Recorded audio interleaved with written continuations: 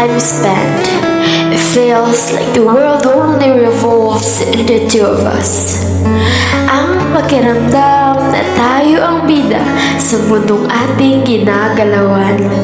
Sa bawat tawanan at sa bawat kwentuhan ay parang sapat na upang sabihing ikaw na talaga. Ang ating pag-ibig ay parang ilog, tahimik, malinis at tuloy-tuloy ang agos. 'Cause you were my peace. At sa bawat araw na lumilipas, our love grows stronger. Ang iyong magandang ngiti at nakakaantig na tinig ay nakaukit sa puso't isipin kong sa'yo'y sabik na sabik. Dahil sa bawat oras na tayo'y magkasama, walang katumbas ang dulot nitong saya. Ngunit ang pag-ibig ng inakalay panghabang buhay ay tinangay ng malakas na agos sa ilog kung saan tayo'y naninirahan.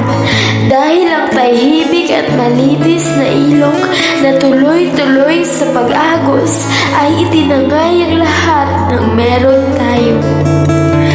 Paano mo nagawa? Bakit mo ako pinagpalit sa iba? Ito ang mga katanungan na ang kasagutan ay nasa harapan ko na, ngunit ako'y nagbubulag-bulagan lamang dahil hindi ko matanggap na ako'y iyong iniwan.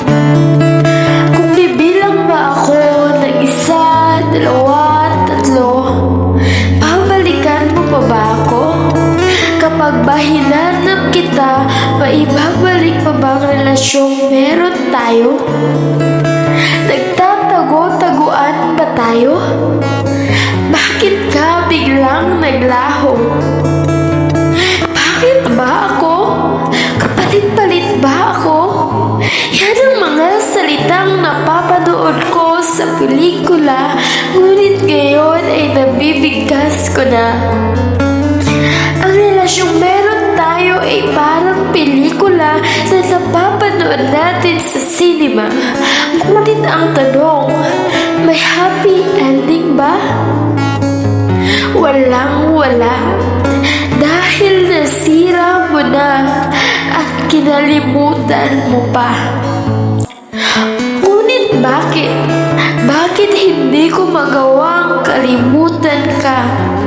Hinahanap-hanap ko pa rin ang iyong magandang ngiti at ang mga alaala mo na nakaukit sa puso't isipan ko. Sa isip at puso ko, ikaw ang buhay ko, kaya pakiramdam ko walang silbi ang buhay na ito. Mas gugustuhin ko pang iluksa kesa ako ang magluksa. Ngunit ang mga salitang iyon ay naglaho ng parang bula nang siya'y nakilala ko na. Ang kalungkutan na aking nadama at ang sakit ng iyong ginawa ay binago niya. Ang kanyang kabaitan at ang pagmamahal na kanyang ipinamdam ang bumuo sa pagkatao kong wasak dahil sa'yo. Kaya ko palang mabuhay kahit wala ka. Kaya ko palang bumalik sa dating ako kahit wala ka na. May nararapat pa pala sa pagmamahal ko at yun ay siya. Kaya ko palang mabuhay kahit wala ka na dahil may isang tao pa palang tanggap ako sa kung sino ako. Hindi pala